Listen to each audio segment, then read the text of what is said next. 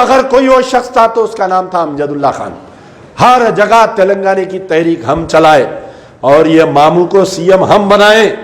लेकिन मामू क्या करे, अक्सर जो मामू रहता, अगर कोई रक्कास को भी अगर मामू बोल दिए तो उसके दिल में मोहब्बत आ जाती। लेकिन ये क्या किया, ये नकटा चपटा, ये बेचारा जो है केसीआर जैसा ही इख्तिदार में आया हमको भूल गया।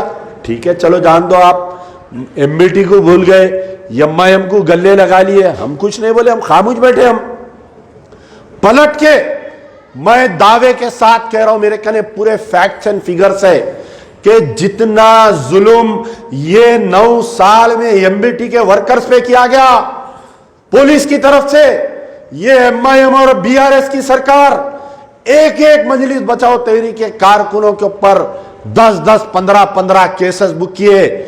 मेरे ऊपर तकरीबन 30 केसेस, मजीदुल्लाह खान फरद के ऊपर केसेस।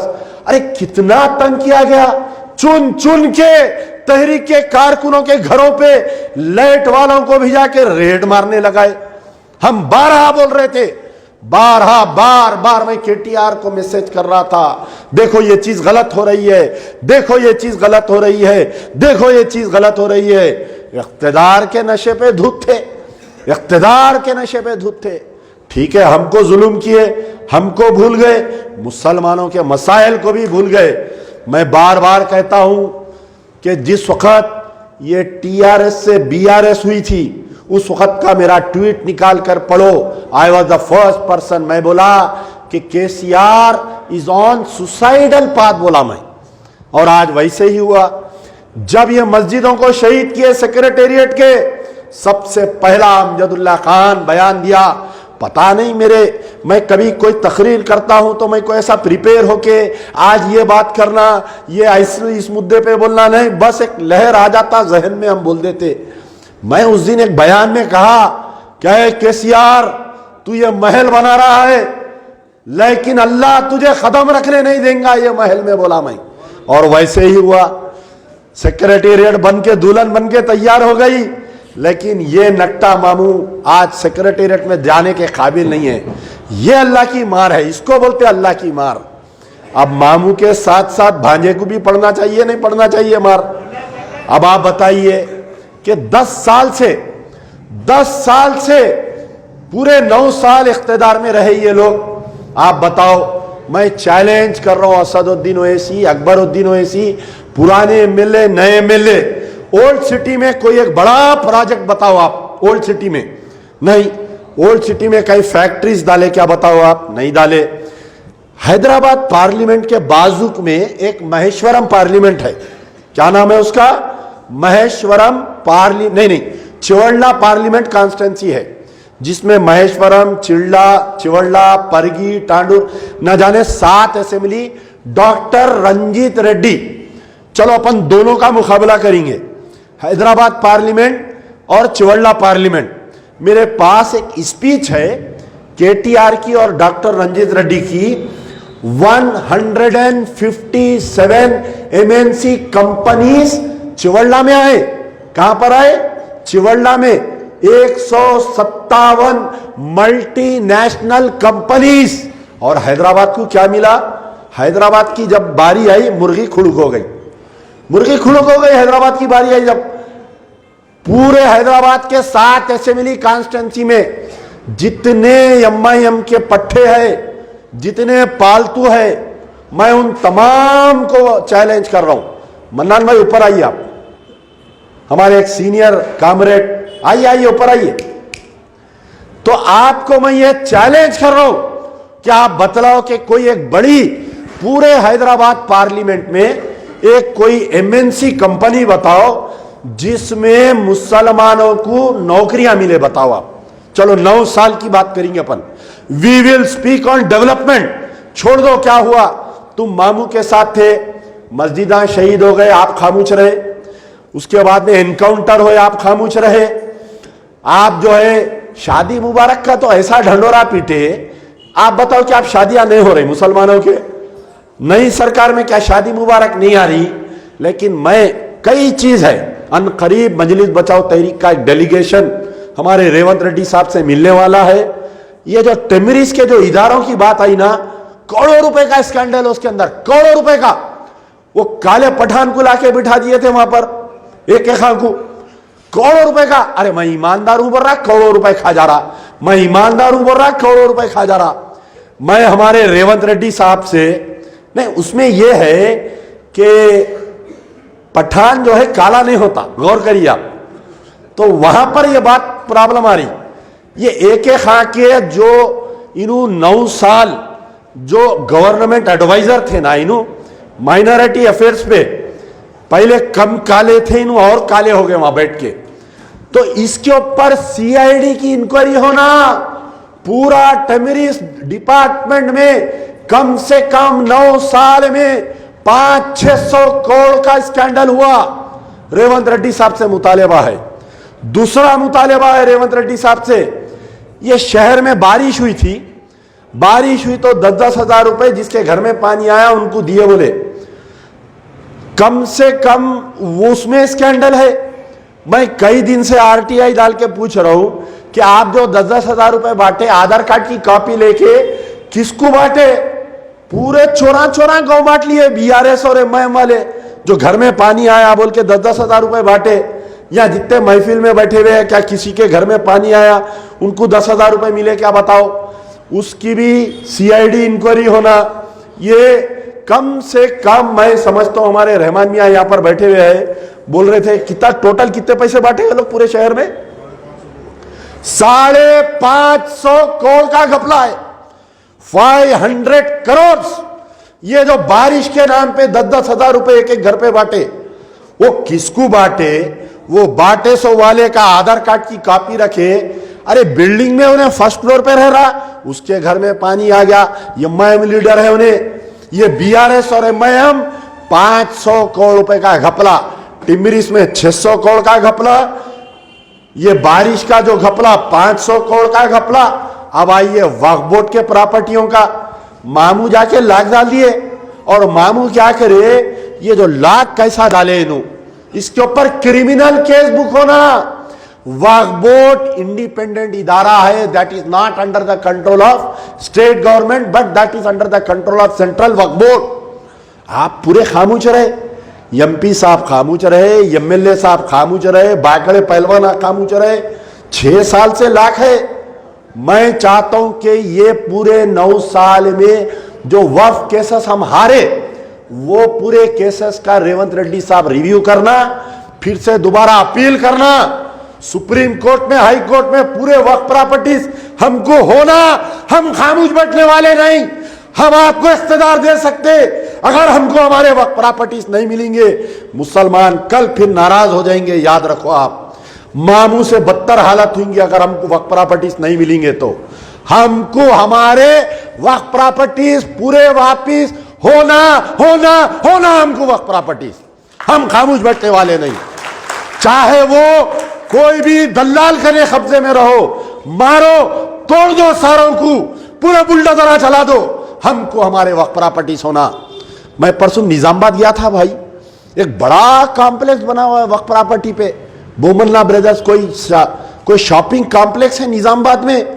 मुसलमान प्रेस वाले ठहर के मेरे को बताए, साहब ये हमारी वक्फ प्रॉपर्टी है। आंख से आंसू आ गए देखकर। ये 9 साल में जो वक्फ प्रॉपर्टी तबाह हुए, पिछले 50 साल में हमारे वक्फ प्रॉपर्टी तबाह हुए। अगर सही इंक्वायरी हुई, मामू अंदर, मामू का बेटा अंदर, मामू का भांजा अंदर, मामू का भतीजा अंदर, मामू का मुंह बोला भांजा भी अंदर, ये पूरे बस भर के जाएंगे चंचलगुड़ा जेल को। वक्फ प्रॉपर्टीज की सीआईडी इंक्वायरी होना चाहिए। सीबीआई बोले तो बीजेपी है, फिर इन्हों जाके मैनेज कर लेते, पुराना गुलामू साहब माफ कर दो, फिर एडजस्टमेंट हो जाता। अब आइए आने वाले इंतखाबात में, अरे मैं बोला पार्लियामेंट इलेक्शन में धमाका दूंगा, इतना ही बोला। अरे रे रे रे रे रे रे रे रे, इतने पीछे पड़ गए मेरे। अब परसों देखिए आप, ये प्रजा पालना, what is the meaning of प्रजा पालना? Government at the door step, सरकार आपके दरवाजे पर, सरकार आपके दरवाजे पर, गवर्नमेंट। देखिए आप कभी किसी की तायद या मुखालिफत करते ना, अवाम की भलाई के लिए अगर आप करें तो अवाम भी खुश होती। इन्हों जाके झंडा चढ़ाए तिरंगा, मासपटंग के ग्राउंड में ऐलान कर दिए, किसी से राय नहीं मशवरा नहीं। इन्हें 9 मस्जिदां शहीद कर दिया, इन्हें एनकाउंटर कर दे रहा, इन्हें वक्फ के जायदादों को तबाह कर दे रहा। अरे एमपी साहब असदुद्दीन ओवैसी, आप 4 मुखालिफिन को, 4 ताइद वालों को बुलाना, पूछना। अल्लाह ताला जो है, अल्लाह ताला इस्लाम में आप बोला कि भाई मशवरा करो। आप जब लीडर बन रही किसी के, आप किसी के रहनुमा बन रही, तो आप राय लियो, मशवरा लियो, आप बातचीत करो। नहीं करे, इन्हों अचानक ऐलान, मैं मरते दम तक केसीआर के साथ रहूंगा, जाओ। उन्हों भी बैगन में मिल गए, तुम भी बैगन में मिल जाओ, जाओ। हाँ, मामू माल उठा के गिर गए, तुम भी गिर जाओ, जाओ। खत्म, द स्टोरी का एंड। अब उसके बाद में आप क्या करे, तिरंगा झंडा चढ़ा के ऐलान कर दिए कि हम जो है मामू की सरकार को तायद करेंगे। अब ये नहीं देखे मामू नकटा है, चपटा है, काला है, पीला है, नहीं देखे। अपने अब्बा को अपन गाली दे लिए, आई एम वेरी सॉरी, अब्बा को गाली दे लिए। मामू बोले तो सालार तो शरीफ आदमी थे, बहुत बेचारे नेक थे इंसान। अब उन्होंने कैसा मामू हो गए, ठीक है, वो बाद में पूछेंगे उनसे। अब आइए इलेक्शन में अपन करे सो करे तायद, 151 उलमा की तायद डाले अखबार में, 151 उलमा। ये जो बीजेपी के 9 एमएलए तेलंगाना में जो जीते, उसके लिए राष्ट्र असदुद्दीन ओवैसी जिम्मेदार है। राष्ट्र, मैं बोला कि 8 एमएलए मुबारक एमआईएम को, 8 एमएलए मुबारक। एक साहब फोन करे, भाई उनके 7 एमएलए, आप 8 एमएलए मुबारक कई को बोले? मतलब राजा सिंह भी उनका ही है ना, उसको कई को छोड़ दे रही। आप बताइए, कितनी साजिश करे, कितनी साजिश करे राजा सिंह को जिताने के लिए। आप देखिए कितनी साजिश करे ये लोग राजा सिंह को जिताने के लिए। ये जो बीजेपी के 9 एमएलए, अभी हमारे आदिलाबाद के सदर साहब यहां पर बैठे हुए, मेरी उनकी गुफ्तगू चल रही थी कि एमआईएम वाले आके माजिद हुसैन इलेक्शन से पहले, असदुद्दीन ओवैसी इलेक्शन से पहले, सारे आदिलाबाद के मुसलमान कांग्रेस को वोट देना चाह रहे, मगर जबरदस्ती जलसा करके वहां बीआरएस की तायद करे। ये मुस्लिम वोट बीआरएस को जाने की वजह से आदिलाबाद में बीजेपी जीत गई। निजामाबाद में मोहम्मद अली शब्बीर वहां पर उम्मीदवार है बेचारे, उनको उम्मीदवार दिए कांग्रेस वाले। बोले कि भाई कामारेड्डी में आप सीएम के खिलाफ में इलेक्शन नहीं जीत सकते, हमको ऐसा डाउट है, आप एक काम करिए, आप निजामाबाद लड़ो। अचानक एमपी साहब के पेट में मोड़ हो गई, अरे शब्बीर अली जीता तो इन्हें डिप्टी सीएम बन जाएगा, होम मिनिस्टर, एक मुसलमान होम मिनिस्टर बन जाएगा, इन्हें निकल के मुसलमानों के मसाइल हल करेंगा, तेलंगाना में जो है मुसलमानों की फलाह बहबूद होंगी। एमपी साहब के पेट में दर्द हो गई। एमपी साहब क्या करे, अपने जाबेड़ बिल्ले को भेजे वहां पर। समझ गए ना, जाबेड़ बिल्ला कौन? वो भैंसे का। अब आप बताइए, हमारे कौन सा, हमारे आमिर शकील, हाँ भैंस, बोधन में आमिर शकील साहब वहां पर इलेक्शन लड़ रहे, पूरे स्टेट में बीआरएस की तायद कर रही। हमारे असदुद्दीन ओवैसी और आपके 151 उलमा, लेकिन आमिर शकील की मुखालिफत कर रहे वहां पर। आमिर शकील की मुखालिफत दबा के करे। ये जाबेड़ बिल्ला वहां पर गया, वहां जाके क्या करा, अक्का से पैसे लेके, वो अन्ना से पैसे लेके, वो कांग्रेस वालों से पैसे लेके वहां पर बांटा बांट के उनको हराया।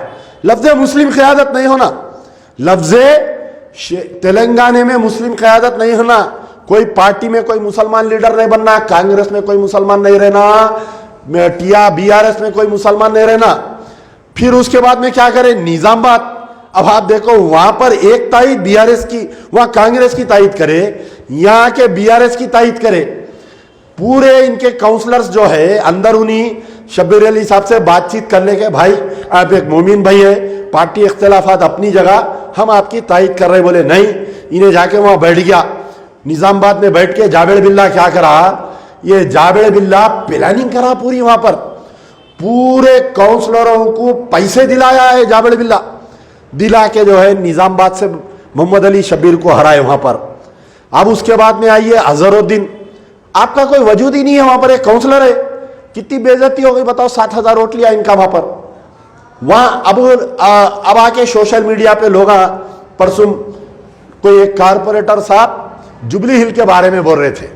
आप बताइए कि मैं कम वोट ले रहा हूं, मैं ज्यादा वोट ले रहा हूं, नहीं। राजस्थान में एमआईएम के कैंडिडेट 1500 2000 वोट लिए, लेकिन मेरा जो प्रेजेंस है, मैं वहां जाके जो तकरीरा करता हूं, अब मैं तो पूरा अजला नहीं फिरा, लेकिन कई लोग मेरे को बोल रहे हैं भाई केसीआर और बीआरएस जो हारी ना, आपकी वजह से हारी। अरे मैं बोला मैं इतना बड़ा आदमी हो गया, मेरी वजह से कई को हारे? तो बोले नहीं, आप जो 9 साल से पीठ लगे थे, जो मस्जिदों की, एनकाउंटरों की, जो वक्फ की जायदादों की तबाही, जो मुसलमानों के साथ नाइंसाफी, जो अवाम में आपके जो वीडियोस आ रहे थे, अवाम में जो आपके बयानात आ रहे थे, जो मुसलमानों को आप जो उजागर कर रहे थे आप ये मामू की सरकार के बारे में, तो ये असदुद्दीन ओवैसी और अकबर जाके जो राजस्थान में तकरीरा करे, वहां बीजेपी जीती। ये असदुद्दीन ओवैसी का जो प्रेजेंस था जुबली हिल में, उससे कांग्रेस को नुकसान हुआ और मोहम्मद अजहरुद्दीन वहां पर इलेक्शन हारे। हालांकि बहुत दोस्ती है दोनों की, अजहरुद्दीन और असदुद्दीन दोनों की बेहतरीन दोस्ती, बैट और बॉल की दोस्ती है, इनू बैट उनू बॉल। लेकिन कम से कम एमपी साहब अपने दोस्त का तो ख्याल करना था, दोस्त को तो एमएलए बनने देना था। बचपन के दोस्त दोनों साथ क्रिकेट खेलिए।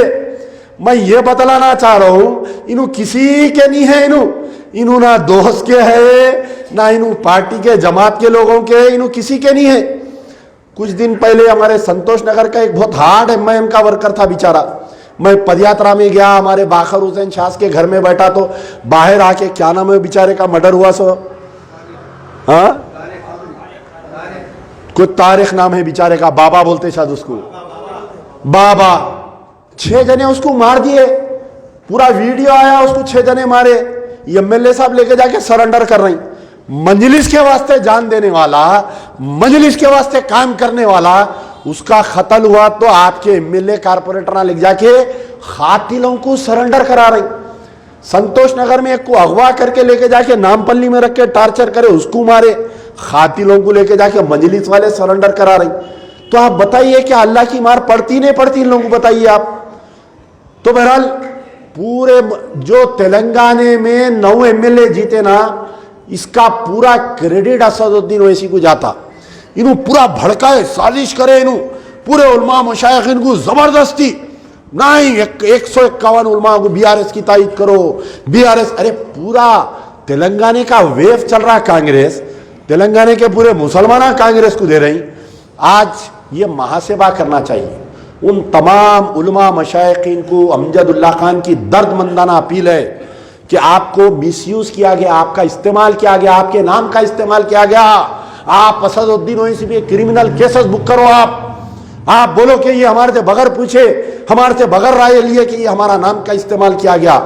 आप बताइए, आप एक उलमा है, आप एक मशाइख है, अगर आपके चाहने वाले आप जिसकी तायद कर रहे हैं उसको वोट नहीं दे रही, तो आज आपको महासेवा करने का वक्त आ गया ये कि भाई हम जो लीडर को अपना लीडर मान रहे थे, वो लीडर हमको धोखा दिया, उसकी कोई जात थी, उसकी मफाद थी जो उन्हें बीआरएस की तायद कर रहा था। तो बहरहाल अब आने वाले इंतखाबात है, रिजल्ट निकलने के बाद में मैं बोला कि आने वाले पार्लियामेंट इलेक्शन में मैं धमाका दूंगा। अरे रे रे रे रे रे रे, इतना परेशान, इतना अच्छा। अब क्या करें, फिर साजिश आई है। ये साजिश करने वाले खामोश नहीं बैठ रहे। परसों असेंबली इलेक्शन चालू हुआ, असेंबली सेशन चालू हुआ। असेंबली सेशन में क्या हुआ बताओ मैं आपको, गैर जरूरी। अरे नई सरकार बनी भाई, जुम्मा 8 दिन हुआ, दुल्हन नई घर को आई, आते ही अब अगर बच्चा अपनी पसंद से शादी कर लिया तो गुस्से में रहते, मदर इन लॉ फुल गरम रहता मामला, कुछ भी निकालना इसका बोल के। अब इन्हों क्या करते, उन्हें वैसा चली, इन्हें ऐसा बैठी, चुप घसते उसको। अब इन्हों क्या करे, अब इनके हाथों से पूरा पावर चलेगा। अब इन्हों एमएलए रह के इन्हों नल एंड वाइड है, इन्हों कुछ कौम के काम के नहीं है। इन्हों जो है कोई, ये अब जो मैं बोल रहा हूं आपको लिख के रख लो, ये 7 जो एमआईएम के एमएलए है ये पूरे नल एंड वाइड है। अब ये कांग्रेस की सरकार में इन लगा कुछ ना अपनी पैरवी कर ले सकते। ये जो लैंड ग्राबरों का माफिया है, हल्लू हल्लू एक एक लैंड ग्राबर सरकते जा रहा, देख ले रहा हूं नहीं, अरे नहीं इन्हें ढीला हो गया। अब सरकार अन्ना की, अन्ना दे रहे हैं, दबा के बोल रहे हैं। अब अन्ना असेंबली में दिए, सलाम करता हूं रेवंत रेड्डी को, दबा के दिए, बोले रात भर बोलूं क्या तुम्हारे बारे में, वहां से लाऊं क्या नादंडा भास्कर राव से। अच्छी स्टडी है जी, विचारों करें पूरे एमआईएम के बारे में कौन दे रही क्यों उनको। हमारे सलीम भाई के तकरीरा सुन रही शायद उन्होंने, पूरे सलीम भाई के जुमले सुन के वहां असेंबली में बोल रहे हैं ना पूरे बात। अब क्या हुआ देखिए, नई सरकार आई, अब ये लौंडा पॉलिटिक्स बोलता हूं मैं, क्या बोलता हूं, ये बड़ा लौंडा छोटा लौंडा। 9 साल बेटे आलेर एनकाउंटर याद नहीं आया।